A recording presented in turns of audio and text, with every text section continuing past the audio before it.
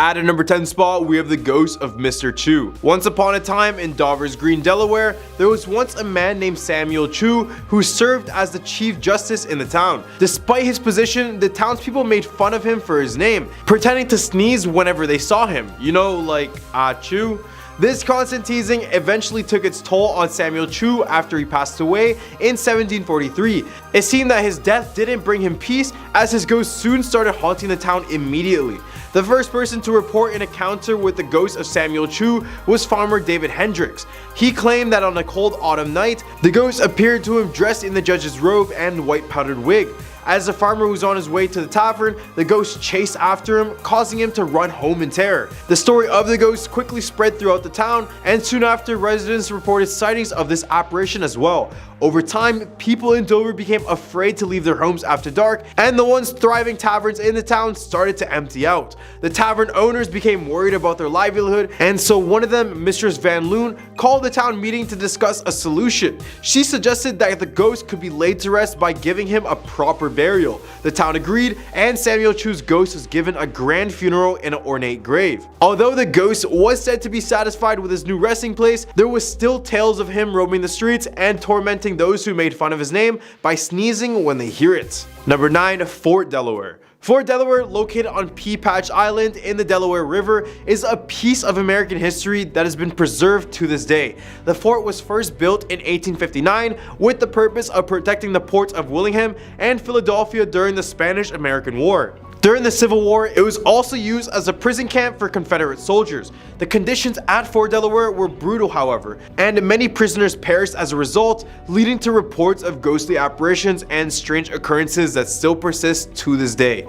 With nearly 13,000 prisoners kept in wooden barracks, conditions at this fort were inhumane. Food rations were small and almost inedible, water was putrefied, and prisoners were subjected to torturous conditions, such as officers throwing rats in the crowds for their amusement. Scurvy, smallpox, and severe malnutrition were widespread. It is not surprising then that many of the 2,700 men who perished at the fort, as well as those who lived to be freed, continue to haunt the prison to this day. Visitors to the fort report a range of supernatural activities, ranging from being tapped on to feeling as if someone is breathing directly on them. So if you dare, you can actually take a 5-hour tour here for paranormal purposes only. Number 8. The Shelbyville Swamp Monster. The legend of the Shelbyville Swamp Monster has been known to the residents of Delaware since early 1960s. According to the tale, a grotesque creature dwells in the Great Cypress Swamp, terrorizing locals and visitors alike. However, the truth behind this legend is far more intriguing than the story itself. In 1987, it was revealed that the entire monster hoax was created by Ralph Grapperhaus, the editor of Delmarva News, and his friend Fred Stevens. Grapperhaus, who is known for his love of a good prank, Stevens, who was 26 at the time, dressed up in a costume made of his Aunt Dorothy's old raccoon hat, a mask, and a club, and then hid in the shallows of the woods. He would jump out at passing cars on Route 54, creating the illusion of a monster inside of the swamp. The news of the alleged monster sightings soon spread like wildfire, and a photo of the Shelbyville Swamp Monster even made the front page of the Delmarva News on April 23, 1964. Stevens even participated in the hunt to find this creature, adding fuel to the fire of the hoax. However, Stevens eventually stopped the charade out of fear for his safety. It wasn't until 23 years later that the truth behind the legend was finally revealed. Despite the revelation, residents continued to report sightings of the monster in the Great Cypress Swamp. Some people believe that the creature was not entirely a hoax and that a monster still may be roaming the foggy shadows of the swamp. In the 1920s, a couple of hunters reported hearing loud, inhumane screaming, followed by sounds of something large and heavy racing towards them. This has led some, including local author Andy Nunez, to question if there may be some truth to the legend after all. Number 7. Catman's Grave. The Long Cemetery, also known as Colonel Armwell Long Cemetery, is located at the end of an old dirt road in southeastern Delaware. It was established as a family plot for Colonel Armwell Long, who served in the Revolutionary War, and his family after his death in 1834. The land was later turned into a public cemetery in his memory, with Armwell being the first official burial. One of the most famous stories related to the cemetery is that of the Catman. The Catman was a former caretaker of the cemetery who lived in a nearby home and was known for chasing away any teenagers who came to the cemetery to cause any sort of trouble. After his death, the Catman was buried in an above-ground tomb in the cemetery, but even in death, he continued to watch over the cemetery and was still said to take care for it. However, the tomb was torn down in 1994 due to vandalism, and the Catman was given a regular in-ground burial. People who saw the tomb before it was torn down reported seeing strange scratches on the inside that were said to resemble those of a cat's claws. It is believed that if someone knocks on the wall of the cemetery 3 times, they will summon the Catman, who will cause a visitor's car to fail, making it difficult for them to leave. Despite no longer being the caretaker of the cemetery, the Catman is still said to have no patience for anyone messing around in his cemetery. Number 6. The Old Maggie's Bridge. Located on Woodland Church Road in Seaford or Woodland, Delaware, it is known for being one of the most haunted roads in the state. This is what it looks like in the daytime. Looks pretty normal. Well, you're wrong, cause this short bridge holds a dark and eerie history, as it is said that a young woman named Maggie Bloxham was decapitated in an accident on the bridge in the late 19th century. To add to the horror, her grave can be found in a local cemetery, with the cause of her death being listed as young and pregnant. Maggie's spirit is believed to still haunt the bridge, searching for her lost baby and possibly her head. According to local legend, if you visit the bridge at night, you should get out of your car and yell into the night, "Maggie, Maggie, I have your baby."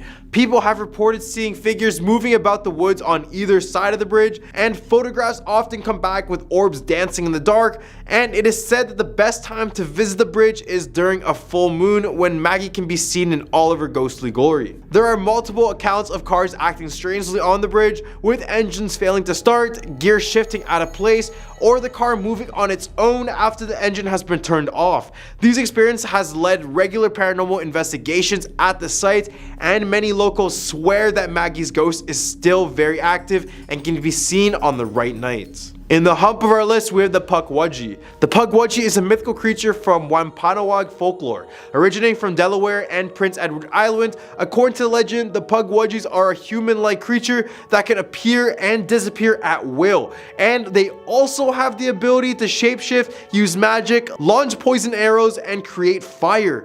They are known to cause trouble for those who annoy them and are considered to be hostile to humans. Native American folklore suggests that the Pukwudgies were once friendly to humans, but then turned against them out of jealousy towards the cultural heroes Michelle and Granny Squanit. Ever since, the Pukwudgies are said to have kidnapped, attacked, and blinded their victims, and now are labeled as dangerous creatures. They are known to have caused mischief and torment to the Native American community, and are said to have killed Maushop's 5 sons, while some variations suggest that they may have killed Maushop himself. Whether or not you think they are good or not, they are definitely a creature best to avoid. Number 4, the Zeewanhendiao mermaid. In the early 17th century, Dutch settlers attempted to establish a settlement named Zeewanhendiao in what is now Delaware, USA.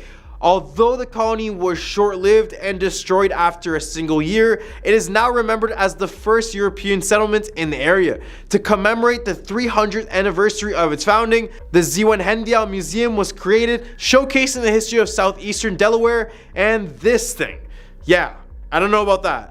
This is a supposed mummified mermaid that was given to the prominent Martin family by a sea captain and eventually lent to this museum. The mermaid, however, is not the beautiful mythical creature that one might expect. Instead, it has a simian face with large rigid eye sockets and a wide toothy mouth. Its hands are clawed like a reptile, and its torso is covered in bony ridges. The creature is small, less than a foot in length, and its skin and scales are ashy gray-black. But in reality, not to burst anyone's bubbles, the mermaid is a clever taxidermy specimen that bears a closer resemblance to a Fiji mermaid made classic by P.T. Barnum. This tradition of taxidermied monsters can be traced back to the Misemono, a type of carnival in Old Edo, which is modern-day Tokyo, where mummified mermaids and other supernatural creatures were displayed as carnival attractions. These creatures were believed to bring good luck and fortune to attendees, and were often constructed from the bodies of fish and small monkeys dressed with papier-mâché, wood, and lacquer. Over time, these fake mermaids or ningyo made their way overseas and became popular curiosities for sailors from America and Europe, where the folklore behind the creature was lost, leaving a blank canvas for new mythologies to be written. Number 3, the Addie C Inn. The Addie C Inn in Bethany Beach, Delaware is a charming Victorian-style bed and breakfast that was built by the Addie family in 1902. This historic establishment is also known for being one of the most haunted places in the state of Delaware. One of the most famous hauntings at the Addie C Inn is that of a copper bathtub in room 1 that vibrates mysteriously. Guests have reported experiencing the tub shaking violently, and the story of the shaking tub has become one of the most well-known tales associated with the inn. There are also reports of eerie organ music heard coming from room 6, despite no organ being present in the room. Guests have reported the ghostly apparition of someone running through the hallways at night, accompanied by the smells of perfume and the sounds of mysterious music. Room 11 is believed to be haunted by Paul Dulaney, a former handyman who worked for the Addie family, while Curtis Addie's ghost is said to roam the roof of the inn, restless after falling to his death from the roof many years prior. Number 2, the Governor's Mansion. The Governor's Mansion, also known as Woodburn, is a grand and historic building in Dover, Delaware. This stately abode was constructed in the late 1700s by Charles Hilliard III and has served as the official residence of Delaware's governors for many years. But there's more to the story of Woodburn than just its impressive exterior. For generations, people have whispered about the ghostly happenings that seem to occur within its walls. The first recorded instance of paranormal activity dates back to just 25 years after the house was built, when Charles Hilliard III passed away. According to the legend, the owners of the mansion at the time invited a Methodist preacher to stay with them. During a morning prayer session, the preacher requested they wait for the other guests who was staying in the guest house. The couple claimed that there was no one else visiting,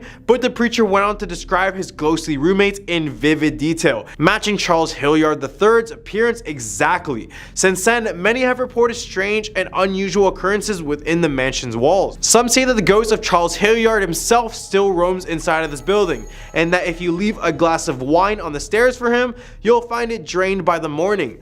Other ghostly sightings included the screams of a slave who was caught and killed near the mansion's porch while running from slave hunters, and the ghostly figure of a young girl dressed in a gingham dress and bonnet carrying a candle and roaming the grounds. Whether you're a paranormal enthusiast or simply a lover of all things historical, the Governor's Mansion is definitely worth a visit. Number 1, the Dead President's Hub. The Dead President's Hub and Restaurant in Willingham, Delaware is a popular gathering spot with a rich and spooky history. The pub is located in a historical part of the city and is known for its presidential memorabilia and paranormal activity. Despite being in business only since the late 1990s, the two-story space has a long and varied history, having served as a private residency and several other businesses, including bars, over the years. Visitors of the pub claim to feel a dark and heavy presence, with strange occurrences such as glass rattling on their own and rooms becoming extremely cold all of a sudden. Late at night, employees have reported hearing childlike giggles and witnessing dishes flying across the room. One ghostly figure that is rumored to visit the pub regularly is Lemonade Mullery, who is said to have died from a fall in the bathroom in the 1960s. Several paranormal investigation teams have been drawn to the pub to study the ghostly activity, and they all agree that the place is teeming with entities that feel like they're part of the staff. Number 10, the Red Lady of Huntingdon College. The Red Lady of Huntingdon College is a legendary ghost that is sent to haunt the former Pratt Hall dormitory at the Huntingdon College in Montgomery, Alabama. According to Wyndham and historian Daniel Barefoot, there have actually been two ghosts referred to as the Red Lady. The first Red Lady was described as a woman in a scarlet dress and parasol, who walked wordlessly in the halls of the women's dormitory, bathed in a red glow, due to her father's will specifying she attends her mother's alma mater. Martha was shy and unhappy and struggled to make friends at the college, leading her to become increasingly aloof and bitter. Despite the efforts of the dormitory president to befriend her, Martha remained isolated, often wandering into the rooms of other students and casting a chill upon groups. Her behavior grew increasingly strange as she would visit dormitories during the darkest hours of the night, never speaking but only staring into space as if in a trance. One evening after Martha had not been seen for the day, her former roommate found her dead in her room. It is believed that she had taken her own life, but rumors circulated that her ghost continued to haunt Pratt Hall. Students reported seeing her walking up and down the halls, opening and closing doors, and staring into space. The Red Lady's ghostly encounters continued for many years, and now she's become a well-known legend at the college and the entire state. Number 9. Deceased Children's Playground. The Deceased Children's Playground in Huntsville, Alabama is a pretty intimidating name for a seemingly innocent looking playground. According to local lore, many children who died during the 1918 Spanish flu pandemic in Huntsville were buried in Maple Hill Cemetery, which adjoins the playground. Some people believe that the spirits of these children come out to play in the playground after dark, which has led many to report of unexplained movements and ghostly sightings in the area. For those who don't know, the Spanish flu pandemic was a global disaster, killing an estimated 50 million people worldwide, including many in Huntsville, where the deceased arrived on September 25, 1918. Within the 10 days, it had spread to the general population, and hospitals were filled with patients, leading to doctors working long shifts to try to ease their suffering. As a result, many families were quarantined in their homes, and to prevent the spread of the disease, parents told children to keep the windows closed. This resulted in the rhyme, "I had a bird, its name was Enza, I opened the window and influenza." Although there is no official count of the number of children who passed away in Huntsville during the pandemic or how many people were buried in Maple Hill, it is likely that hundreds perished, leading to this park being extremely haunted. Number 8. Hell's Gate Bridge. Hell's Gate Bridge in Oxford, Alabama is considered to be the most haunted bridge in the state. The bridge's name was inspired by the legend of a young couple whose car drove off the bridge and into the waters below in the 1950s. According to the legend, if you stop on the bridge and turn off your lights, a member of the couple will enter your car and leave a wet spot on the seats. This eerie story is why the bridge is considered to be very haunted. But it is not just a couple that haunts Hell's Gates Bridge. It is also said that if you stop on the bridge and look over your shoulder, the road behind you will resemble the fiery gates of hell. This frightening tale has led many visitors to the bridge seeking to experience the supernatural for themselves. Although the Oxford Paranormal Society conducted an investigation in 2007 and found no evidence of paranormal activity, there are still many locals who claim to have had a ghostly encounter at this bridge. Despite the bridge's reputation, local officials have closed it off to any sort of vehicles due to safety concerns, but visitors are able to still walk across it if they dare. While the old bridge is falling apart, it is an unforgettable experience to walk on it, even in the daylight. Whether or not the stories behind the haunted bridge in Alabama are true, the legend of Hell's Gate Bridge continues to live on and attract visitors from far and wide. If you are brave enough to walk across this historic bridge, you will be forever changed. Number 7. The Sloss Furnaces. Birmingham, Alabama was founded in 1871 with the aim of becoming a major center for America's industrial age, taking advantage of its rich deposits of iron ore, coal, and limestone. The city was nicknamed the Magic City, and one of its key attractions was the Sloss Furnaces, built by James Wither Sloss in 1881. The furnaces were dangerous and men worked 12-hour days facing danger at every single turn. Many workers died from accidents, including falling into molten steel or suffering from carbon monoxide poisoning.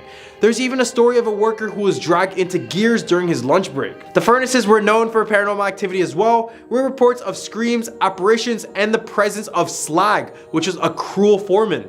On September 9, 1887, worker Richard Jowers fell into molten steel and was incinerated. It is rumored that his bones were removed, but his remains were lost completely. Today, Sloss Furnaces is a national landmark and still echoes with the sounds of his perilous past. It is possible that the workers who lost their lives at these furnaces still haunt the grounds, reminding the city of their sacrifice. Number 6. The Downey Booger. The legend of the Downey Booger dates back to the late 1800s in Winston County, Alabama. Known for its rugged men, whiskey, and Saturday night dances, Winston County was also infamous for the strange creature that had been sighted by John and Joe Downey while they were returning home from a dance. The creature, which had both human and animal-like features, had frightened the cousins' horses and caused them to run in the opposite direction. Later, a family returning from a church service and Jim Jackson, who was transporting moonshine to a mining town, also reported encounters with this creature.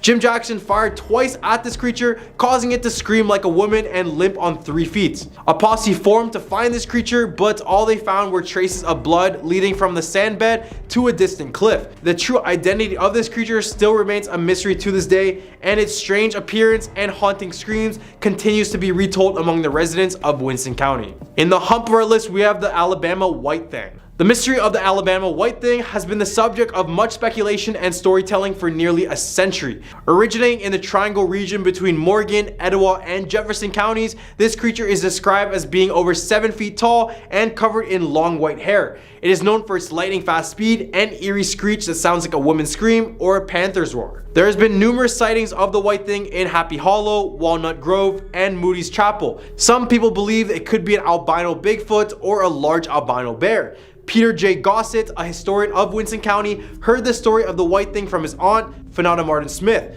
She told him of a man named George Norris who had a close encounter with the creature in Enon Graveyard. According to Smith, Norris described the White Thing as having the appearance of a lion with a bushy, slick tail. He said it was looking at him when he woke up one morning to find it laying next to him, but it didn't seem to pose a threat. Number 4, the Drish House. The Drish House in Tuscaloosa, Alabama has a rich history that dates back to 1837. Built by Dr. John R. Drish, a physician and prominent home builder in the area, the 2-story Greek Revival style home was once part of a 450-acre plantation. Drish employed slave artisans for his plasterwork projects, and his success in the field led him to marrying a wealthy widow named Sarah Owen McKinney. But the Drish House is not just known for its rich history, but also for its notorious reputation as being one of the most haunted sites in Tuscaloosa. The spirits of the original occupants are said to still haunt the house, including Dr. Drish, Sarah Drish, and Catherine, which is the daughter of the Drish family.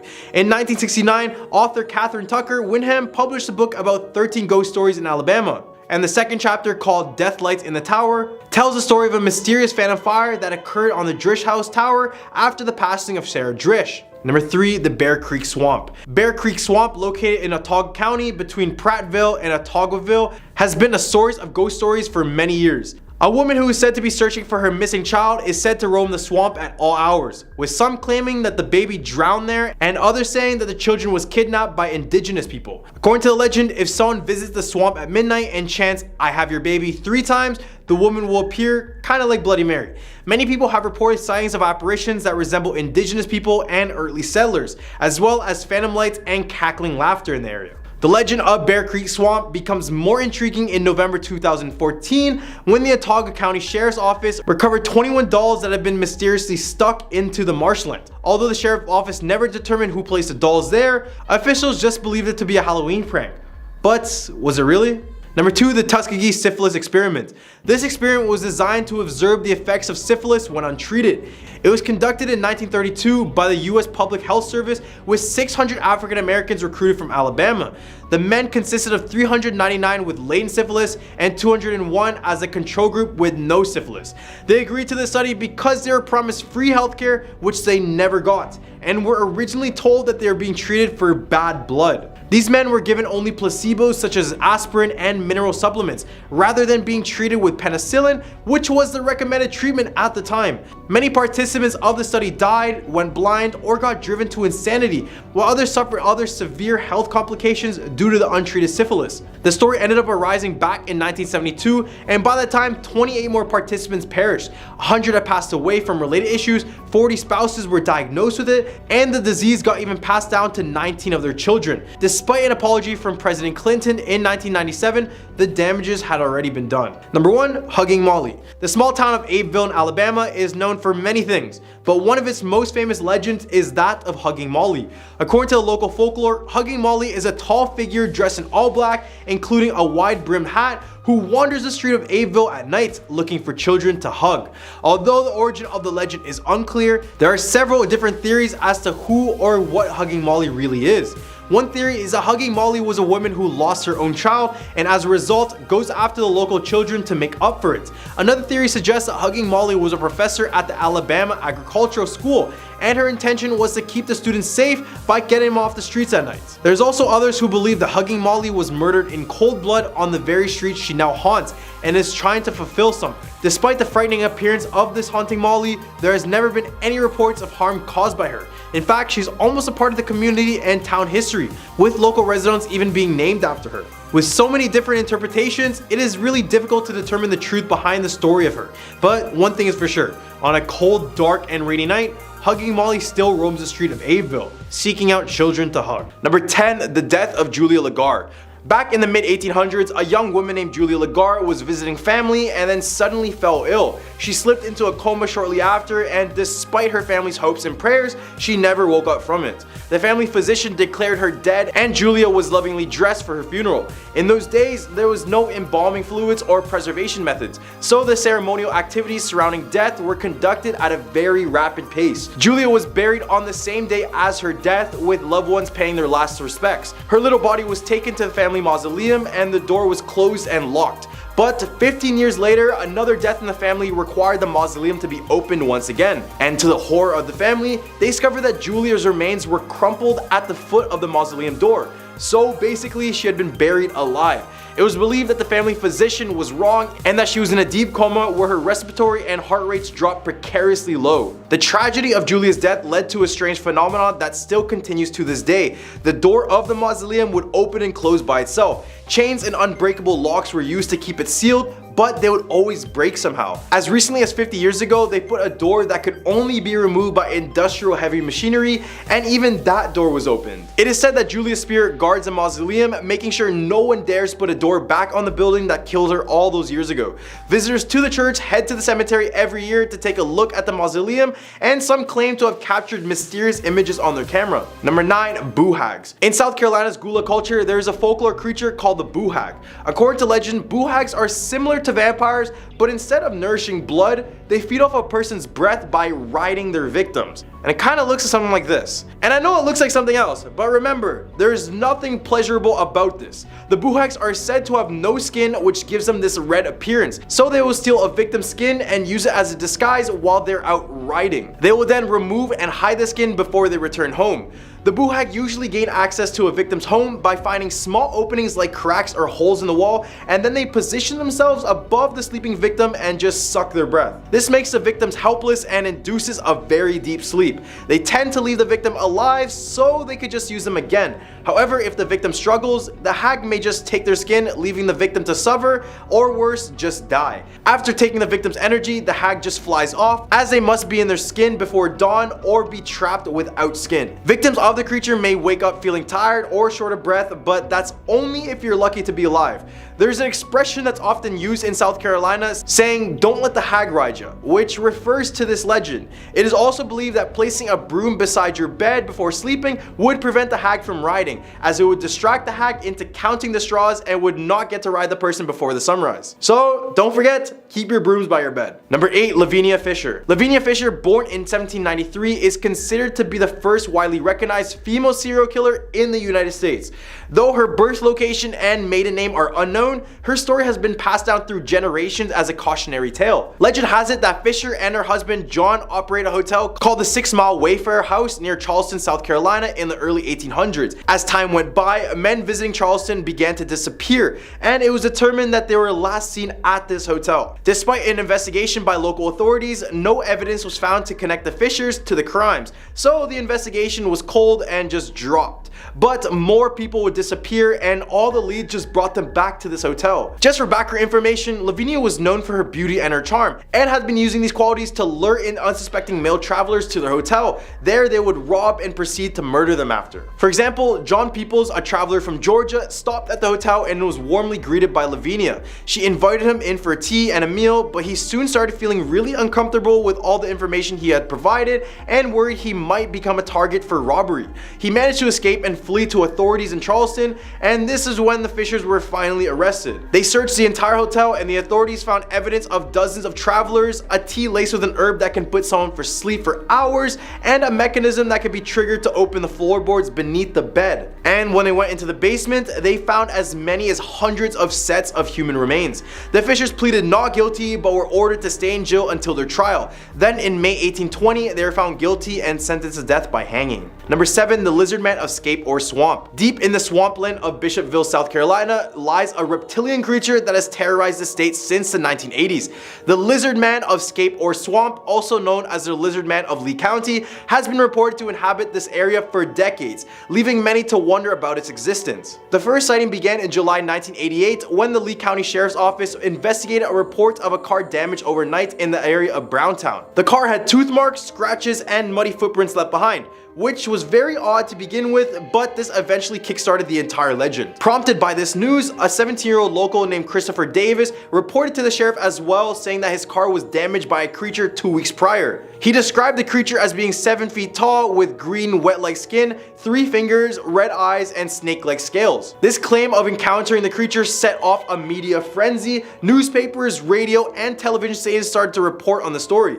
Local businesses even began selling Lizard Man t-shirts, and the local chamber of commerce encouraged the media attention as good for the community. A local radio station even offered $1 million for a reward for anyone who's able to capture the creature alive. However, with time, reports of the sightings gradually declined, and law enforcement officials speculated that the sightings were likely to just be a bear. But a bear and a lizard are significantly two different creatures, so who knows what these people just saw. Number 6, the Gray Man. Palsy Island in South Carolina is a summer resort town that boasts of beautiful beaches, tranquil marshes, and historic homes. But beyond its natural beauty, it is also home to a mysterious legend of the Gray Man, who is a figure said to appear on the beach prior to every single major hurricane that has struck the island for more than 200 years. According to the locals, seeing the Gray Man is a sign of danger for impending storms, obviously for hurricanes as we just mentioned. Eyewitness accounts vary, but most people describe the Gray Man as a figure dressed in all gray clothing. Obviously, they appear on the beach either stepping out of the dunes or waving to boaters from the shore before vanishing without a word. The majority of the sightings have occurred in Palsy Island, but there's also been reports of sightings in other coastal towns nearby.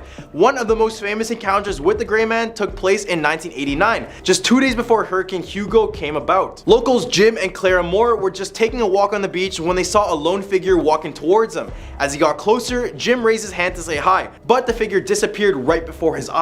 Their home suffered little damage during the storm, and Claire attributes this to their good fortune to the Gray Man and the Lord. The next time you're on vacation in Palsy Island, keep an eye out for the Gray Man. And remember, if you see him, it might be wise to heed his warning and seek shelter. In the hump of our list, we have the Third-Eyed Man. If you didn't know, the University of South Carolina is home to a network of mysterious underground tunnels known as the catacombs. And no, not the one from Paris, but still pretty creepy. These tunnels in the university have a rich history dating back to the 1800s, where it is said to have been used for the Civil War. But beneath the surface of these historical tunnels lies a dark legend, one that has kept students and locals alike on edge for decades. The Third-Eyed Man is said to be a mutant humanoid creature who resides in the catacombs. The first documented sighting of the bizarre creature was on November 12, 1949, when a student at the university spotted a strange man entering the sewer manhole outside Long Street Theater. The student Christopher Nichols wrote about his encounter in the campus newspaper, dubbing the creature as the Sewer Man, although this is not really confirmed as there is no mention of this in the newspaper archives. The following year, the Third-Eyed Man was spotted once again, this time by a university police officer.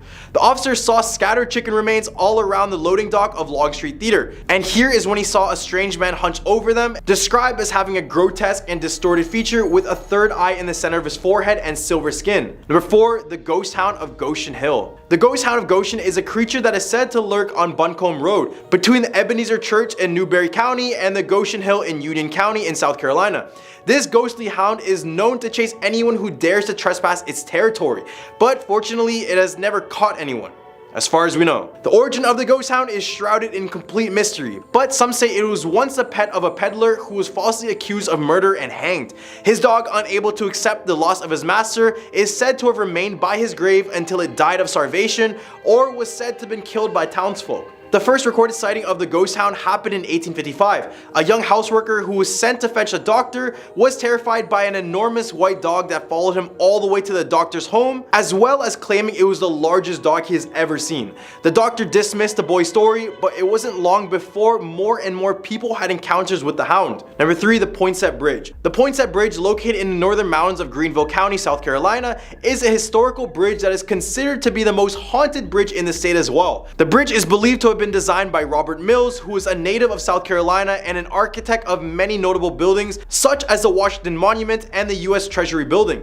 And it is also named after Joel Poinsett, a politician from South Carolina who served as a president of the state's Board of Public Works during its construction. But the Poinsett Bridge is not just famous for its history and architecture, but also for its paranormal activity. There are stories of workers falling ill and dying during its construction, with legends saying that a body is buried within the bridge. Others claim that ghostly workers from Ireland return to visit the bridge at night, while another legend tells of a man who was shot and killed on the bridge in 1861, whose headless body returns on rainy nights. Visitors have reported ghostly encounters, eerie sounds, and sudden car troubles. And to add to its validity, Poinsett Bridge is considered one of the 30 most haunted places in America by the CN Traveler. Number 2, Morgan Island. Morgan Island, also known as Monkey Island, is a small island located off the coast of South Carolina in the United States. It is home to a species of monkey that were introduced to the island in the 1970s for scientific research. The monkeys quickly adapted to their new environment and their population grew rapidly. Today, there is an estimated 4,000 monkeys living on this island.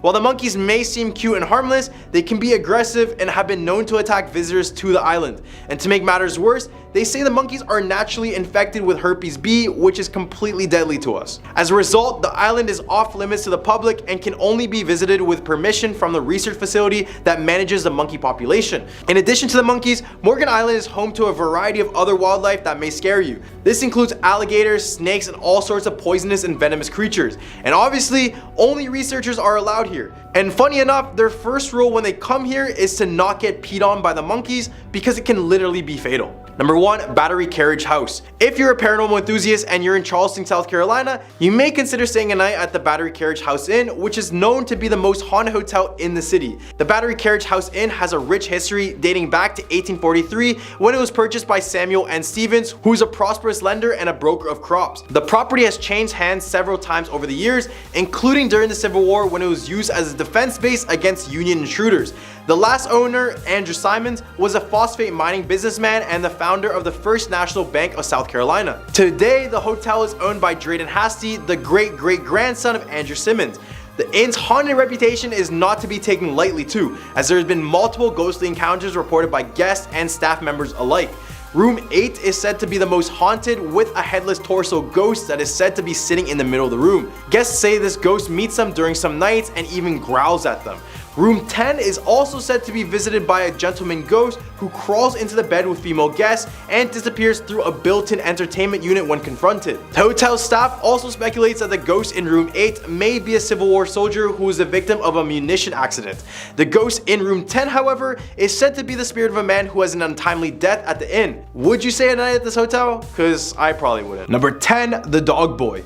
The small town of Quitman, located in Cleburne County, Arkansas, is known for its rich history and picturesque Victorian era homes.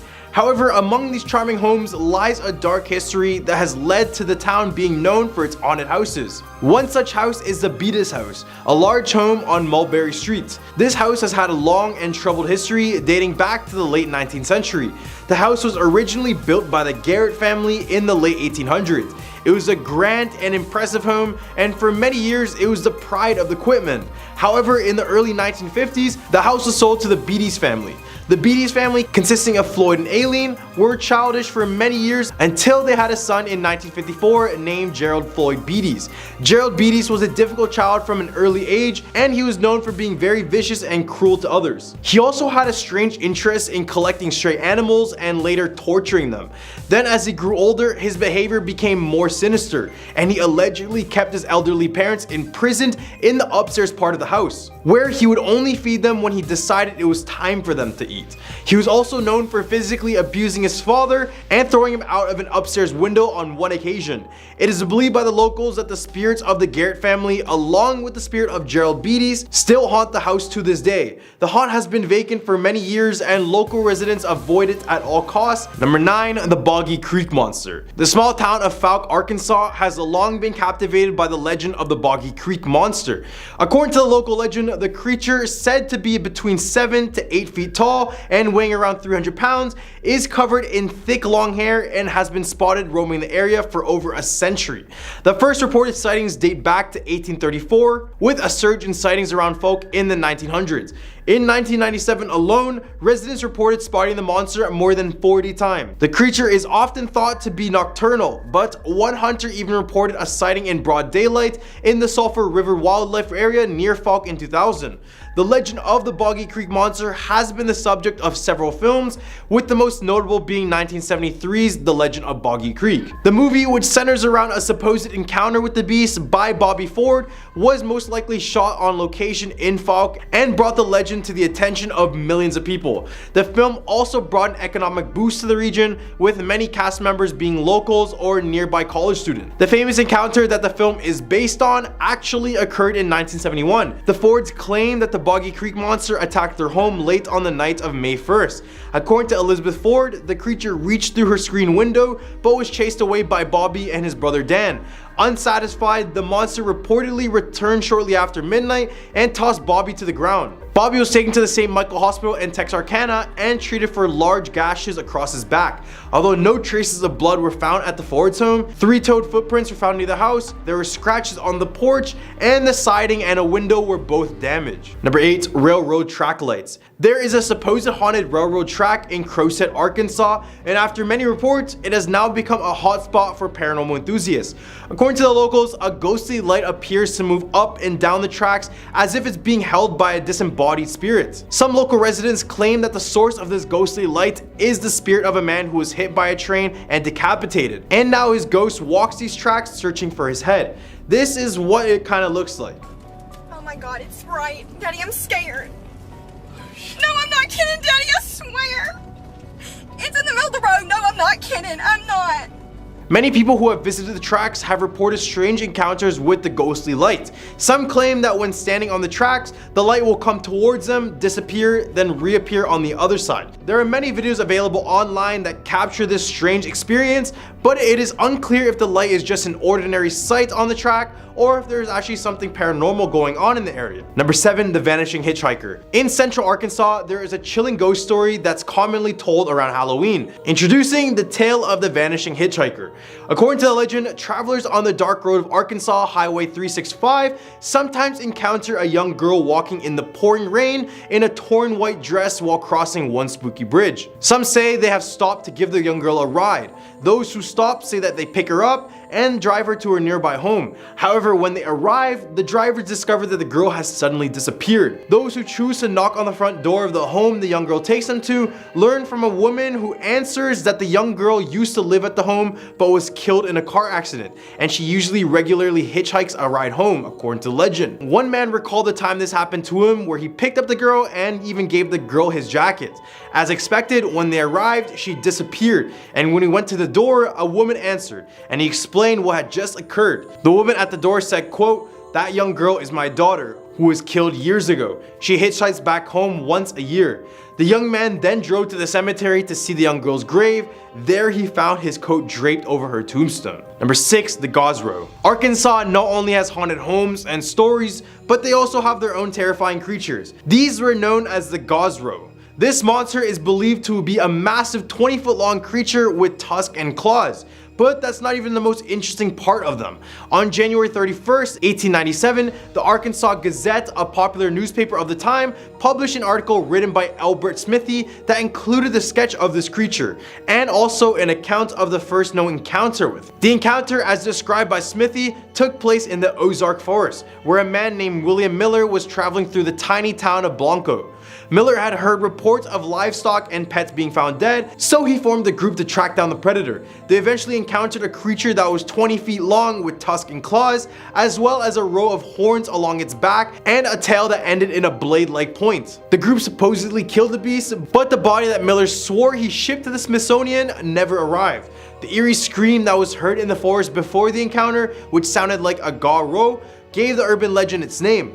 There are several possible explanations for the legend of this creature. Smithy may have just wanted attention for claiming to know the details of this elusive creature, or the story may have been a case of mistaken identity. The tusk and horns could have belonged to a razorback pig, or since the creature was said to have emerged from the lake, an alligator could have been the culprit. But despite the lack of concrete evidence, The legend of the Gozero has continued to captivate the imagination of the citizens of Arkansas for over 125 years. It may be a tall tale, but you never know what could be lurking in those forests. In the hump of our list, we have the Eureka Springs. Eureka Spring, Arkansas is a small town that is known for its immense paranormal activity. While some see it primarily as a gorgeous little Victorian village and a wonderful place to react, others consider it a hotbed for paranormal activity and also one of the most haunted places in Arkansas. Both perspectives are valid, of course, but mostly Eureka Springs is complex, a place where a vibrant, quirky little town is overrun with hauntings. Don't let the cheery buildings and nice folks fool you. The souls of the departed lives in Eureka Springs too. One of the most famous haunted places in the town is the 1886 Crescent Hotel. The hotel has been featured on the Travel Channel and is famous for its haunted room 218, where the ghost of Michael, who fell to his death during the hotel's construction, is said to reside. Guests have reported feeling a presence in the room, and some have even claimed to have seen the ghostly figure of Michael himself. The entire Crescent Hotel is full of ghosts, partly because it was once used as a cancer hospital, complete with a morgue that is also one of the most haunted places on the grounds. Number 4, the Allen House. The Allen House in Monticello, Arkansas is a beautiful 1906 Queen Anne Victorian style home, but it has a dark history that has made it a popular spot for ghost hunters and history enthusiasts alike. The house was built by local businessman Joe Lee Allen and was intended to be a showpiece in the town, with impressive porch columns and neoclassical design with a touch of Gothic decoration. Allen, along with his wife and 3 daughters, moved into the family home, and for a while they were content. Allen's business ventures thrived and all was well, until his death in 1917. Then in 1949, another tragedy happened that would cast a shadow over the house's majestic appearance. During the last week of 1948, daughter Liddell Allen poisoned herself after consuming mercury cyanide. The new year would begin on a dark note with Liddell's death. For nearly 40 years, her room was sealed off by her mother. Then after Mrs. Allen died in 1954, the home was sectioned into apartments and remained a rental property run by the Allen family. Tenants began seeing strange things and experiencing paranormal activity not long after they moved in. Shadowy figures would appear in photographs taken by residents, and furniture was rearranged with no one having touched anything. Objects around the house would disappear into thin air, and ever since, the story of Liddell grew into urban legend, and the Allen House was declared haunted by both residents and locals alike. Number 3, the Cotter Bridge. The R.M. Ruthven Rainbow Arch Bridge, also known as the Cotter Bridge, is a man-made wonder located in the town of Cotter, North Arkansas. Built in 1930 and renovated in 2004, it spans the White River and is known for its architectural marvel, trout fishing, and natural beauty. But beneath its lovely trusses, the bridge is also home to some spooky legends and ghost stories that have been passed down through generations. One of the most popular legends of the Cotter Bridge is the ghostly children that play on it during some nights. Visitors have reported hearing their laughter and chatter, but when they look for the children, they just disappear. While there is no concrete evidence to prove that these children are ghosts, the eerie and mysterious nature of their presence have left many visitors wondering. Another chilling tale that surrounds the Cotter Bridge is the ghost of a woman who is said to be chased by hounds. Visitors have reported hearing her screams and the baying of the hounds, but when they look for the source, they see nothing. The identity of the woman remains unknown, and the reason for her ghostly presence is also a mystery. Some say that she may have been the victim of a tragic event that occurred near the bridge, while others believe she may have been the spirit of someone who drowned in the White River below. Number 2, the Gurdon Light. The Gurdon Ghost Light is a mysterious and unexplained phenomenon that has been observed and documented in the small town of Gurdon, Arkansas. The light, which is said to be an eerie white-blue color that sways back and forth and moves around on a horizon, has been reported by locals and tourists alike. One popular legend surrounding the light is that it's the ghost of a railway worker who was killed on the job. According to this theory, the ghost is said to be carrying a lantern and roaming the tracks, searching for something. Another theory suggests that the light is the ghost of a railway worker who fell in front of a train and lost his head, and the light is coming from the lantern he carried in life as he searches for his missing head. While the true origins of the Gurdon Light ghost are unknown, there are a few natural theories as to what it might be. Some scientists have suggested it could be caused by highway lights reflecting through the trees, but historians and local residents disagree, as the light has been reported since before the highway was even built. Number 1, the Pea Ridge National Military Park. The Pea Ridge National Military Park in Arkansas is a place where history and a mystery collide. The battlefield is a haunting reminder of the brutal and bloody battle that took place here in 1965. 1862 during the Civil War. Here, the Confederate Army, outnumbered by the Union Army, fought bravely but ultimately lost the battle, resulting in the deaths of nearly 3,400 men and boys. Visitors to the battlefield have reported strange and eerie experiences that seem to be connected to the intense history of the place. Many have reported hearing cannon fire in the night, feeling strange presences following them around the battlefield, and hearing the shouts of boys who died on the bloody ground. The Confederate Army, made up of mostly boys, Texicans, and Missourians, were advancing north in hopes of capturing St. Louis in Missouri. They were exhausted, running low on food and ammunition, and their spirits were dampened by early losses at Pea Ridge. Meanwhile, the Union Army, led by a commander who is considered more of a politician than a war-tested general, rallied around a hot breakfast, proud of their success on the first day of battle and glad to have faced down an army that significantly outnumbered them. The battle lasted for 2 days, March 6th through March 8th, and at 10:30 a.m. on the morning of March 8th, the Confederate Army began its retreat, and by that time the smoke cleared, the battlefield was littered with the bodies of fallen soldiers. The eerie feeling of the battlefield may be due to the intense history, and considering that 3,400 people lost their lives here, it's not a surprise you may see at least one spirit. Starting off this countdown at number 10, the Stanley Hotel. One of the most famous haunts of Colorado is the Stanley Hotel. The Stanley, which served as the basis for Stephen King's The Shining, is more than a century old and is home to countless ghost sightings and unexplainable events. Multiple witnesses have seen a face peering out of the window of room 407 when it was unoccupied. One witness staying in the room reported that a light kept turning off and on. Allegedly, the guests acknowledged the ghost, assured him that they'd only be staying 2 days, and asked him to keep the light on. The spirit left the light alone after that, but proceeded to spend the rest of the night noisily playing around with the elevator just outside the door. Rooms 217, 401, and 418 have unusually high reports of paranormal activity. Cleaning crews tell of strange noises and seeing impressions on the bed when the rooms were empty. Guests in room 418 report that the sounds of children playing in the hall, but when those reports came in, there were no children checked into the hotel. Number 9, the Black Forest Haunting. In the early 1990s, Steve Lee moved his family into a log cabin home in the Black Forest region of northern Colorado. They rented it for a year before purchasing it, but once the land was theirs, things started getting weird. Initially, lights and electronic devices kept turning off and on, and eerie noises sometimes filled the air. This was followed by a strange odor that wafted through the cabin that burned the family's throats and eyes. Thinking these happenings were the work of pranksters, the Lee family installed motion detectors and cameras. However, the motion detectors would go off when nothing seemed to be happening on the cameras. Steve Lee added more cameras capturing more unexplainable phenomenon like orbs, beams of light, and sometimes ghostly forms with faces. The Lees could no longer pretend the cameras were the problem, and they contacted the show Sightings to document what became one of the most famous hauntings in America. The Sightings crew experienced and captured quite a bit of phenomena themselves. Cameras were knocked off tripods, one of their producers experienced an attempted possession, and a medium working with them determined there were multiple spirits in the house and a rift in space and time on the property. Number 8, the Vampire's Grave. European lore is rich in tales of vampires, yet one of those creatures may have found themselves in a small town in Colorado. Theodore Glava was a Transylvanian immigrant who moved to Colorado and became a coal miner. Legend says the man was tall and pale with a dark coat and long fingernails. In 1918, he passed away of the flu and was buried in the local cemetery, where some say they have seen his figure lurking at night. Some say that the tree guarding Glava's grave grew from the stake that was hammered into his heart post-mortem. Number 7, Butch Cassidy's Lost Gold. Butch Cassidy was one of the most infamous outlaws in Wild West history, and his life allegedly ended in a shootout in 1908, but it said he left behind mementos of his acclaimed career. According to the rumors, Cassidy reportedly stashed thousands of dollars worth of gold in a hideout in an unassuming Irish canyon. If this is true, the gold may still be there to this day. Should you ever visit the Irish Canyon, keep a careful eye out and you may be the one to discover Cassidy's hidden treasure. Number 6, Route 666. The infamous Route 666, nicknamed the Devil's Highway, runs through Colorado. It was renumbered as Route 491 in 2003 in hopes of dispelling the fear surrounding the demonic numbers. However, changing the numbers didn't take away the unexplainable phenomena that occurred, and is still occurring on this cursed road. When it was still known as Route 666, this stretch of highway had an unusually high accident rate. People driving along the Devil's Highway have reported creepy incidences,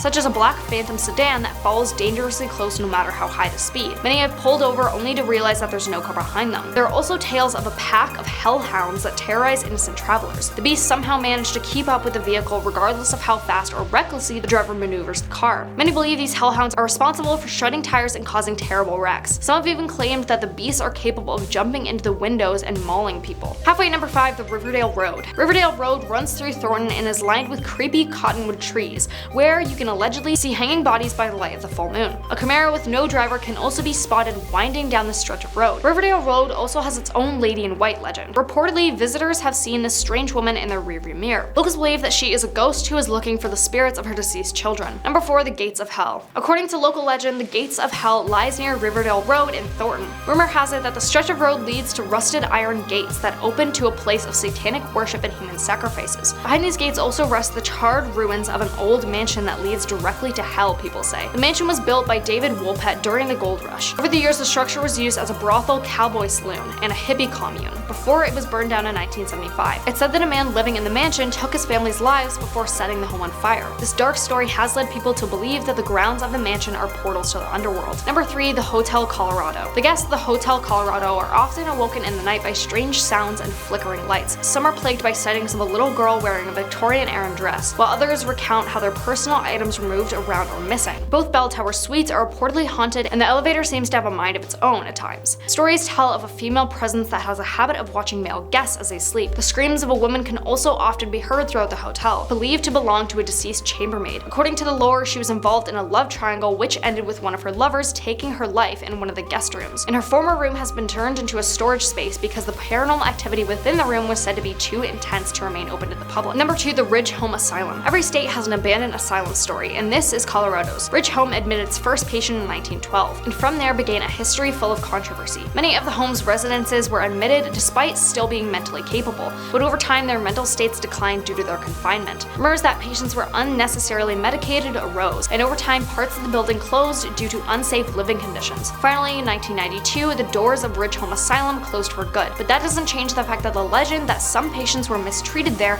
and passed away still remains to haunt people who try to explore the abandoned building. Now coming in at number 1, Hatchet Lady of Red Rocks. Red Rocks is a staple of Colorado and is a big deal for people who live there. But what if I told you it's home to some eerie and paranormal tales? Would you still want to see your favorite band play there, even when there's something lurking in the shadows watching your every move? Yeah, probably not. One of the more popular and well-known legends surrounding Red Rocks is that of the Hatchet Lady. She wasn't always known as the Hatchet Lady though. In fact, many stories say that this woman, old Mrs. Johnson, would pull a coat over her head and carry around a hatchet in order to ward off her daughter's suitors. Apparently, she wasn't a fan of young love. She of course has tales that make her into a headless ghost, that scare off couples who are getting a little too intimate in the shadows. Other myths believe that this Hatchet Lady was a homeless woman who lived in the area, like in a nearby cave in the 1950s, and instead of going after young lovers, she'd go after children. Any young kids who ended up a little too close for their liking would be executed, and she'd hide their bodies and severed limbs around the grounds. So word of advice, don't stray too far from the marked paths and stick together. Coming in at our number 10 spot, we have the 13 Steps to Hell.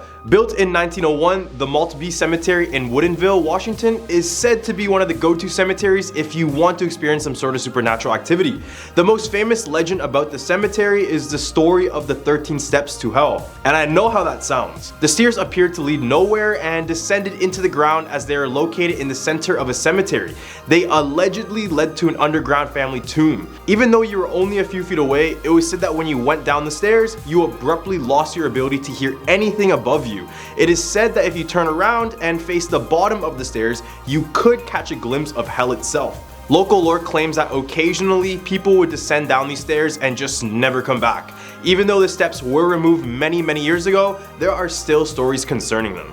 At number 9 spot, we have the Caddy of Cadborough Bay. Wait, did you think we could escape the Loch Ness Monster? Cause we really can't. There's one in every single state, and for Washington, they have the Cadborosaurus, nicknamed the Caddy. It is said to be a 20-foot long serpent creature that inhabits the northern part of the west coast. It's described as having the head of a horse and the body of a very large eel. Eyewitnesses reports have been coming in for the past 200 years with 300 different sightings. Even the Inuit people drew this creature on their canoes in hopes they would ward it off once they entered into the water.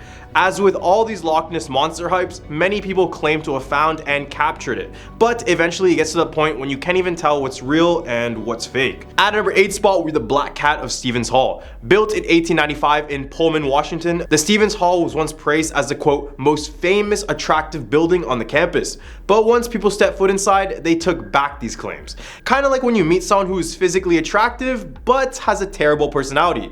This is that place.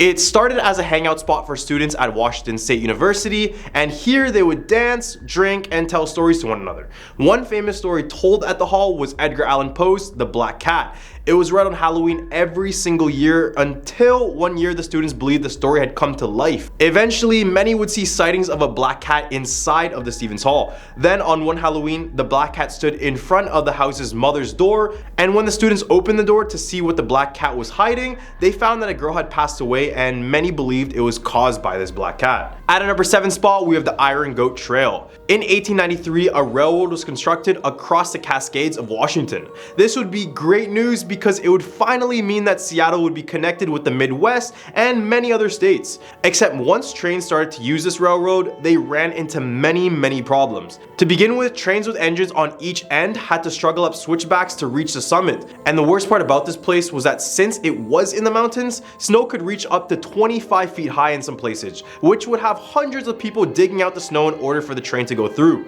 Then in February 1920, the deadliest avalanche in American history hit the railroad. It derailed trails and killing a total of 96 people in the process. And at the time, the rescue mission was nearly impossible due to the extreme weather conditions present on the mountain. Now many hikers come across the area where the accident occurred, and many find themselves leaving immediately the moment they get there.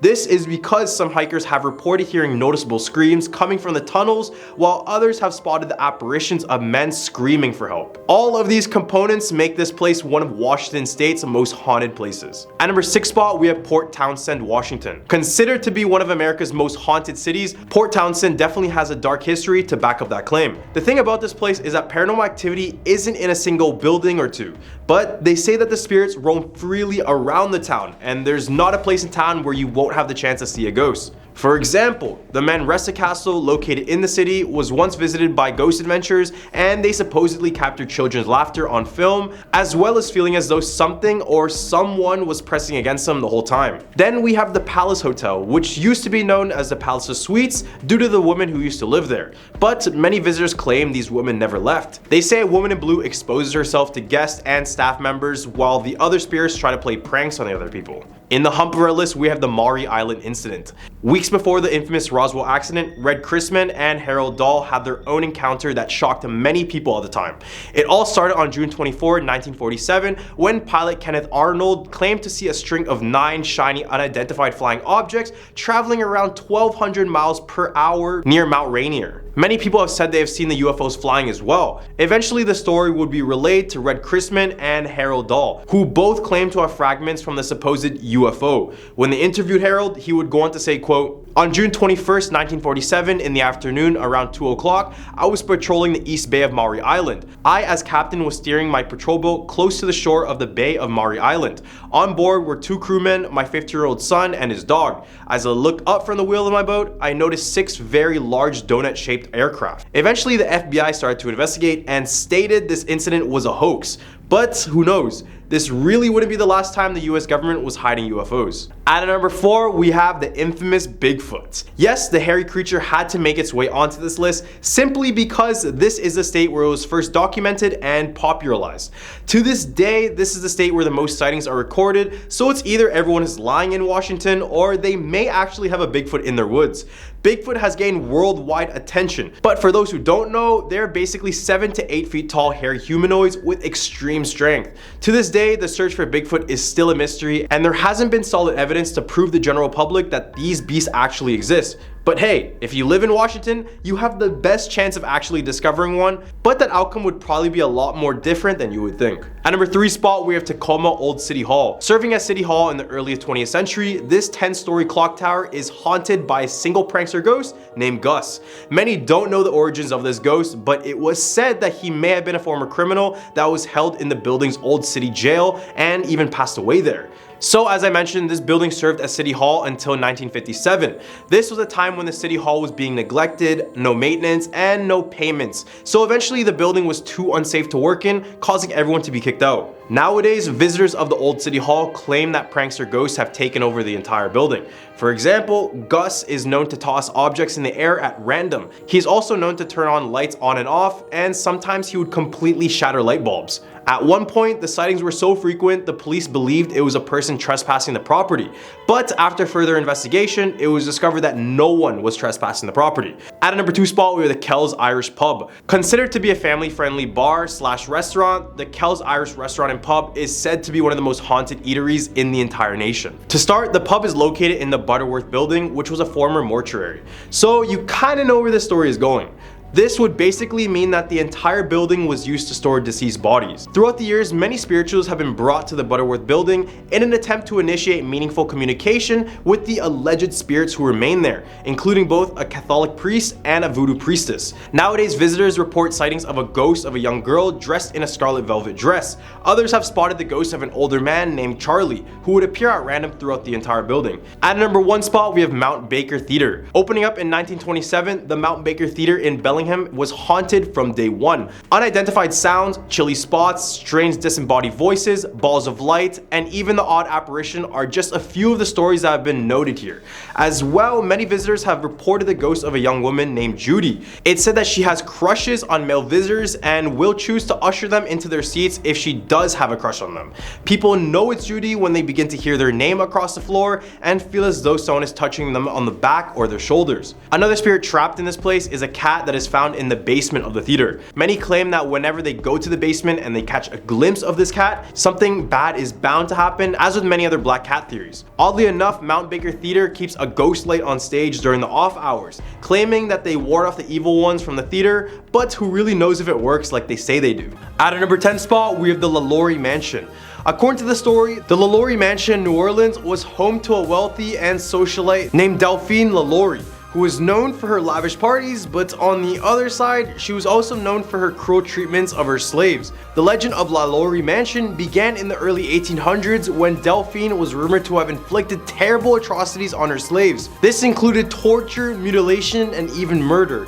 It is said that she kept a secret room in the mansion where she performed these horrific acts, and that the ghosts of her victims still haunt the property to this day because of this. One of the most famous stories associated with the mansion involves a fire that broke out at the property in 1834. As the fire raged, neighbors and passerbys reported seeing slaves who were chained and shackled, screaming and begging for help from the windows of the burning mansion. When the fire was finally extinguished, the bodies of several slaves were found in the ruins, including one who had been hanged and another one who had been disemboweled.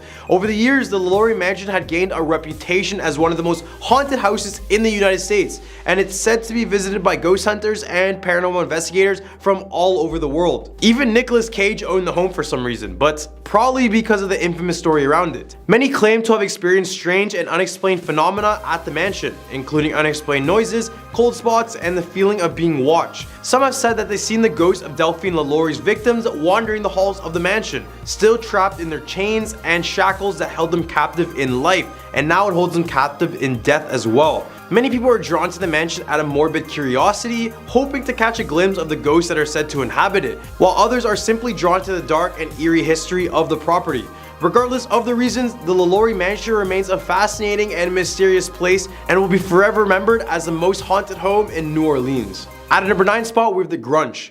The Grunch Road Monster is an alleged chupacabra sighting in New Orleans, Louisiana that has captivated the imagination of local residents for centuries. The Grunch is described as an elaborate cross between a canid and reptilian chupacabra and is said to be more intelligent and adaptable to its surroundings than its counterparts in other parts of the world.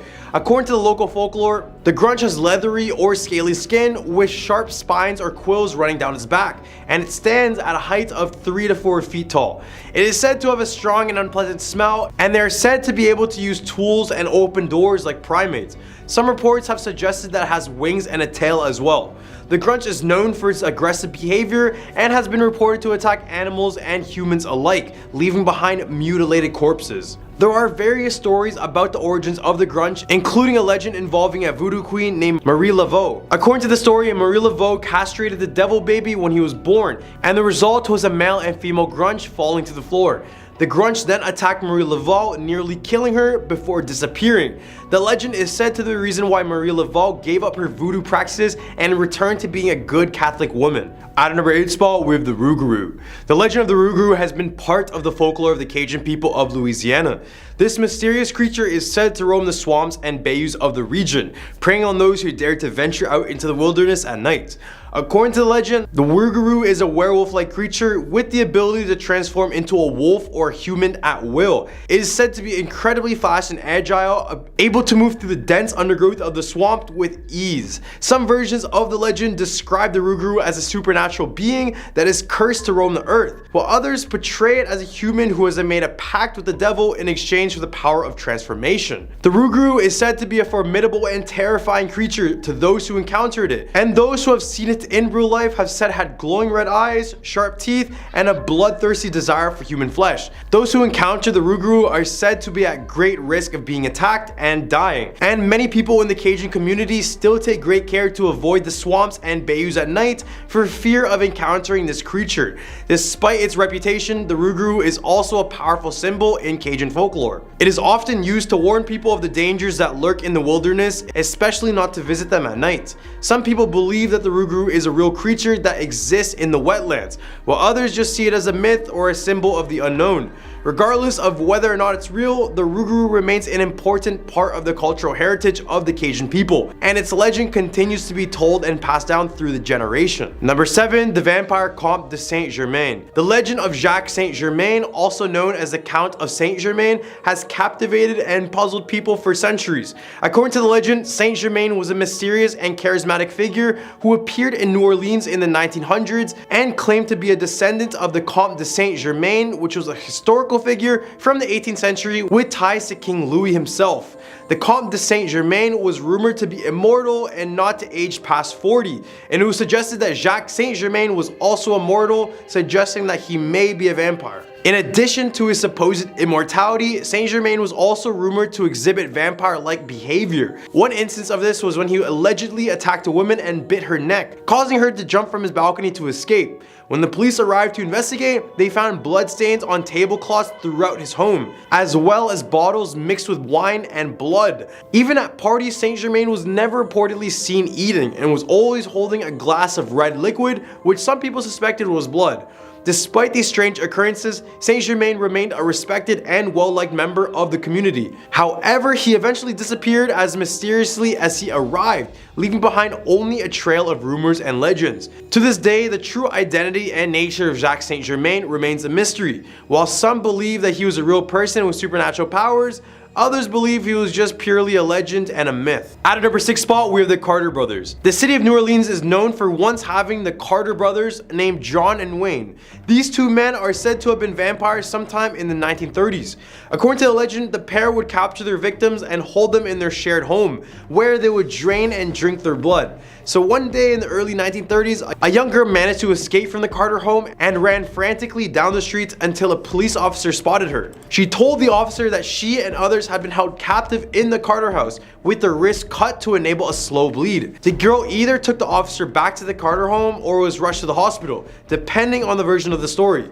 When the police arrived at the Carter home, they discovered the bodies of over a dozen victims with their wrists slit and their blood drained. There are also at least 4 captives still tied up and bleeding from their wrists at the home. Some of the bodies were wrapped in sheets and all appeared as though they had been there for extended periods of time. In some versions of the legend, the police left 10 of their largest officers in the apartment to take on the alleged vampires when they returned to feed at night. When the brothers returned home that night, it reportedly took 7 to 8 officers to subdue them. Upon their arrest, the Carter brothers allegedly admitted to becoming vampires and asked to be killed, as they would continue to capture and drink the blood of their victims. They were tried and executed for their crimes, but many believe that they continue to haunt the streets of New Orleans, taking their place in the city's grand lore. The legend of the Carter brothers serves as a cautionary tale about the dangers of monsters hiding in plain sight and the horrors that can lurk within the walls of even the most normal looking homes. In the Humper list, we have the Bonnie and Clyde Clyde ambush site. The Bonnie and Clyde ambush site is a location where the notorious criminal duo Bonnie Parker and Clyde Barrow were ambushed and killed by law enforcement in 1934. The site is located in Bienville Parish, Louisiana, near the town of Gippsland. Bonnie and Clyde were known for their string of robberies and murders during the Great Depression, and they became infamous as symbols of the era's lawlessness and social upheaval. On May 23, 1934, Bonnie and Clyde were driving through Louisiana when they were ambushed by a group of law enforcement officers who had been tracking them down for months. The officers fired over 130 rounds at the couple's vehicle, killing them both. Bonnie and Clyde's bodies were then taken to a funeral home in Arcadia, Louisiana, where they were publicly displayed before being buried in Dallas, Texas. Ever since, the ambush site has been a popular attraction, but not for all the good reasons. Because it's reported that on a full moon, you can still hear gunshots and faint screaming from the area, as though the incident is playing out again and again in some other dimension. At a number 4 spot, we have the Voodoo Queen. Mary Laveau was a well-known figure in New Orleans, Louisiana in the 19th century. She was a powerful and influential figure in the city's voodoo community and was often referred as the Voodoo Queen. Laveau was born in New Orleans in 1801, and she was descended from a long line of voodoo practitioners. She was known for her knowledge of herbal medicine, and she was said to be able to cure a variety of ailments through the use of various potions and spells. Laveau was also said to have the ability to communicate with the spirits, and many believe that she had the power to cast spells and curses on those who crossed her. Despite her reputation as a powerful and feared figure, Laveau was more so known for her charitable works and her willingness to help those in need. She was known to provide assistance to the poor and the sick, and she was highly respected within the voodoo community. Laveau's influence and fame extended beyond the voodoo community, and she was known to be visited by the people of all walks of life, including politicians and celebrities. She passed away in 1881, and ever since, many claim that if you visit her grave at the St. Louisville Cemetery and place a rose on her grave at midnight, there's a good chance your body will begin to levitate. At a number 3 spot, we have Le Faux Follet. Le Faux Follet, or the Will-o'-the-Wisp, is a term used in Louisiana folklore to describe a ghostly light that is said to appear in swamps, marshes, and other remote or isolated areas. According to the local legend, it is a mischievous spirit that lures travelers off their path or into danger, often with the intention of causing them harm. In some versions of the legend, it is said to be the spirit of a person who passed away from violent or premature death and is unable to rest until it has fulfilled some unfinished business or desire. This spirit is said to manifest itself as a glowing light that moves erratically and seems to have a life of its own. In some versions of the legend, it is simply a malevolent entity that delights in causing confusion and chaos for others. Despite its reputation, it is often depicted as a small glowing light that is difficult to discern from a distance. Some believe it can only be seen to those who are lost or in danger, while others claim that it appears only at night or in a foggy or misty condition. Many believe it is a sign of danger or misfortune, and that encountering it is a telltale sign of bad luck or even death. At number 2 spot, we have the Myrtles Plantation. The Myrtles Plantation in St. Francisville, Louisiana is a historic plantation home that is rumored to be haunted by the ghosts of former slaves who were executed on the property. Built in the late 1700s, the plantation has a long and dark history, including several instances of murder and violence. One of the most well-known ghosts at the Myrtles Plantation is said to be that of a former slave named Chloe, who was executed by her fellow slaves after she was caught eavesdropping on their conversations. She is said to haunt the plantation house, where she is often seen walking through the rooms and the corridors.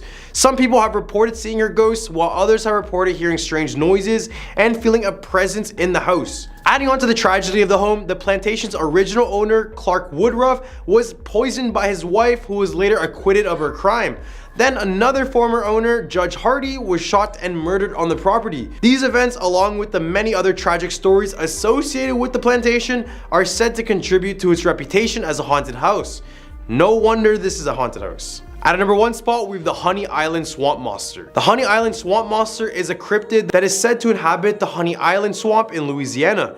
It is described as a large humanoid with brown or black fur, long arms, and a barrel-shaped body. Some reports have described the creature as having the face that resembles a monkey or a human, while others have described it as having a more reptilian or amphibious appearance with alligator qualities. The legend of the Honey Island Swamp Monster dates back to the early 20th century, when it was first reported by a group of hunters who claim to have encountered it by the swamp. Since then, there has been numerous reports of the creature reported by people who claim to have encountered it while exploring the place or living in the surrounding area. It was blamed for the many human and livestock deaths that occurred around this area, and ever since, people feared this monster to the point that they wouldn't even enter anywhere close to these swamps. There's been various theories proposed to explain the existence of this monster, including the possibility that it is a surviving population of a prehistoric creature, or even a new species of animals that has yet to be discovered by science. Others believe that the creature was raised alongside alligators from a homeless orphan who lived in the area. Regardless, the Honey Island swamp monster remains a mystery and is feared by everyone who lives near it. Starting off at number 10, Gitche-Manitou Murders. The Gitche-Manitou is a nature preserve just southeast of Sioux Falls, South Dakota, in the northeastern corner of Iowa that many believe is haunted. It has ancient Native American burial grounds, has witnessed the execution of 4 teens, and has been the site of an assault of a young child. In November of 1973, 5 teens from Sioux Falls went out camping in the area. The unsuspecting group was sitting by a fire with some green leafy substances when suddenly a shotgun went off. Roger SM, who was 17, instantly passed away by brothers Alan, David, and James Fryer, who descended on the group pretending to be cops. They separated the remaining 3 boys from the only girl, 13-year-old Sandra Chesky, and placed the girl in the back of their truck. Then the Fryer brothers lined up Stuart Bade, 15, with his little brother Dana Bade, 14, and friend Michael Hardoth, who was 15, and executed them. The little girl was kept alive and taken advantage of by James Fryer. She later identified the attackers and testified against them. They were sentenced to life in prison, but locals on both sides, Iowa and South Dakota, believe their horrible crimes still haunt the area. Number 9, Spook Road. Known to locals as Spook Road, this eerie stretch just outside of Brandon, South Dakota has quite the collection of creepy occurrences. Winding through tunnels, running over bridges, and lined in trees, locals claim this road is especially unnerving in the fall of winter months. There are many theories about the road, including one claim if you drive away from the town and count the number of turns, and then drive back and count them, you will end up with different numbers. Like driving in one direction will take you over 5 bridges, but on the way back you'll only cross 4. As if this wasn't weird enough, many cars have also wrecked on this road, which often leaves drivers with an unsettled feeling. While some people believe Spook Road is mere folklore, others will defend it to the end, with some die-hard believers even creating a Facebook group about Spook Road. Allegedly, people who also take their own lives here can still be seen hanging from both bridges and the trees, their bulging eyes watching you as you cross in horror. Number 8, Orpheum Theater. In Sioux Falls, South Dakota sits the historic Orpheum Theater with its very own ghost. The spirit, fondly referred to as Larry, may or may not be the ghost of an actor who disappeared during a dress rehearsal many years ago. Allegedly, the sound of a gunshot rang out from the light booth. When his fellow actors ran up to investigate, all that remained was a pool of blood and no body was ever found. The theater first opened in 1913 but changed hands in 1954. The new owners allegedly found a casket in the boiler room, but when they came back later to clean things out, the casket was gone. Reports of strange noises and sightings of a shadow figure became common in the old theater, and one of the more intriguing reports happened in 1959. Actor Ray Loftusness became one of the many to see this shadow man on the balcony. On that particular night, he said Larry was illuminated by the green and blue lights that was pointing directly at him. He claimed that he was hit by an icy blast of air. Then twice that night, he was assaulted by falling sandbags and was even knocked unconscious. Number 7, Sika Hollow. The Dakota Sioux Native Americans were said to have once hunted in the forest ravines known as Sika Hollow. That is, until they realized it was haunted and put a warning on its name. Sika means evil, and there are several legends that have come out of the state park. It's believed evil is steeped into every nook and cranny of this area, which is why water runs red in the Sika Hollow Springs. Never mind the mineral content, it's pure evil. The path referred to as the Trial of Spirits has bubbling red bogs and was believed by the Sioux to be the flesh and blood of their ancestors. Between all the red water, swamp gas, and tree stumps glowing in the dark, it's no wonder they thought this place was evil. Perhaps they were right. There was a rash of mysterious disappearances in the 1970s. Paired with sightings of a half-man, half-beast similar to Bigfoot in these woods. Even today, visitors have claimed to see spirits of Indians in addition to hearing voices, war cries, and chanting. This one certainly seems terrifying for sure, and definitely not a place I would want to visit. Number 6, 1880 Train Haunting. The 1880 train that runs through Hill City is rumored to be another one of the most haunted places in South Dakota. While some of the train cars are used at the current tourist attraction, many remain abandoned. Some employees have specifically mentioned seeing a man standing in the back of the eating car, only to disappear seconds later. It said that the man was crossing the tracks and accidentally got stuck and unfortunately passed away while trying to break free, and his soul now haunts the train that took his life. Trains didn't really freak me out before, but now hearing this story, I'm pretty freaked out. Halfway at number 5, Walking Sam. The Pine Ridge Indian Reservation has had an alarmingly high rate of people taking their own lives amongst their youth, and it's believed an urban legend is responsible for this. The land is being stalked by an evil, an ancient entity that takes the form of Walking Sam, like the Tall Man, Slender Man, and the long-feared Stickman. This creature feeds on the living, infecting their minds and altering their thoughts. In the case of Walking Sam, his evil bidding is collecting the souls of people who take their own lives so he doesn't have to wander the earth alone. He stands around 7 feet tall, has no mouth, and has gangly limbs. When his arms are outstretched, you can see the bodies of Lakota men and women hanging from them. Since December of 2014, Pine Ridge has had 103 attempts of people trying to take their own life, with 9 people unfortunately succeeding. The youngest was only 12 and the oldest was just 24. Thankfully, church leader Pastor John Tubles discovered and prevented one of these plans from being carried out. He and a few other adults found a group of teenagers with rope already hanging from the trees. Another group of teens, all female, tried to carry out a similar plan but were stopped in time. But no one has been able to answer the biggest question: why? Tribe leaders, local mental health professionals, and law enforcement are scratching their heads on what is causing this. Number 4, Little Devils. The Spirit Mound near Vermilion has been long feared by Native Americans. They wouldn't dare go near it because of the legend of the Little Devils, who guard the mounds, attacking anyone who tries to climb them with magic arrows. The legend was first documented in 1804 and tells of the massacre that makes the mounds taboo today. However, people say it seems to have existed since long before then. Somewhere around the mid-18th century, hundreds of Indian warriors allegedly attempted to rid the world of evil little creatures, but it was they who ended up slaughtered instead. So now they stay away and leave the mounds to Little Devils. Number 3, Hookie Jack. A famous ghost from Rapid City, South Dakota is Hookie Jack. In life, his name was John Leary, but after a mining explosion in the 1800s, he lost both of his arms and one eye. His arms were replaced with hooks, hence the name Hookie Jack. He became a Rapid City police officer, but tragically passed away after being struck by a car in 1926. Now his spirit is said to haunt his former residence, which has since been converted into a tavern. According to legend, Hookie Jack lived on the 3rd floor and can still be heard roaming up there today. Employees don't even want to venture to that floor unless they absolutely must. Many employees have even refused to work the closing shift alone. Voices, rattling, and eerie sounds can all be heard upstairs at night. Strange flashing lights and spirit orbs have been caught on security footage. Multiple witnesses have seen chairs, tables, and the billiard balls moving around the table on their own. A few bartenders even claim to have seen a figure sit at the end of the bar out of the corner of their eye, only to look up and realize no one's there. Number 2, Devil's Gulch. One of the most famous urban legends in South Dakota happened in the town of Garriston. According to the local lore, infamous outlaw Jesse James successfully evaded capture in 1876 by leaping over the Devil's Gulch on horseback. Keep in mind that the Devil's Gulch is a ravine that runs 60 feet deep and is 20 feet wide. Jumping over something that massive without spooking a horse is highly improbable, and most historians would say it's impossible, but that doesn't stop locals from swearing it happened. Number 1, Hotel Alex Johnson. A hotel so surely haunted they actually advertise it right on their website. Come take a tour or stay at this haunted mansion. One of the main ghosts claimed to be seen here is the hotel's namesake, Alex Johnson himself.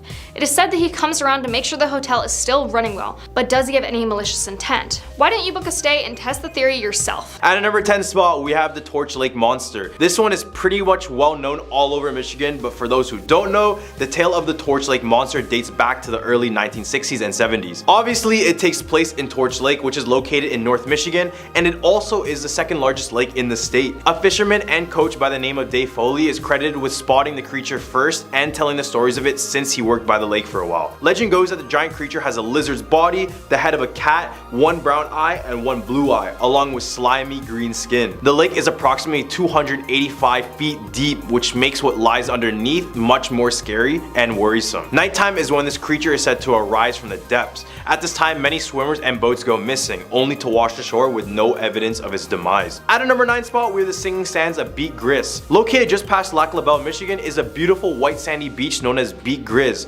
In a direct translation, this means gray beast, and that's because a large gray creature was said to have inhabited the area many years ago, but that's not even the story I'm going to talk about. Local legends claim that the pure white sand of the beach sings by pressing down your palms on it, or it barks when you strike it. The sound is said to be the voice of a Native American maiden who lost her lover when he drowned in the Great Lakes, and now she calls him on shore. The sand is said to lose its magical singing power when it's removed from the beach. Now visitors claim to hear the singing sounds, but as many try to bring the sound back home, they are met with years of unlimited bad luck, which lead many to bring it back to the beach to allow it to sing again. Other than sand that makes sounds, at our number 8 spot with the Belle Isle's Lady in White. In Detroit, Michigan, there's an island called Belle Isle. This 982-acre island is used for picnics, hikes, and home of the only marble lighthouse. Other than that, everything else on this island is shrouded in mystery and up for speculation. Legend of the island follows the story of a chief's daughter and a haunting bridge. The chief was concerned that his daughter's beauty would attract vast amounts of suitors, so to combat this, he made a deal with the snake goddess of the island. The chief asked the goddess to protect his daughter.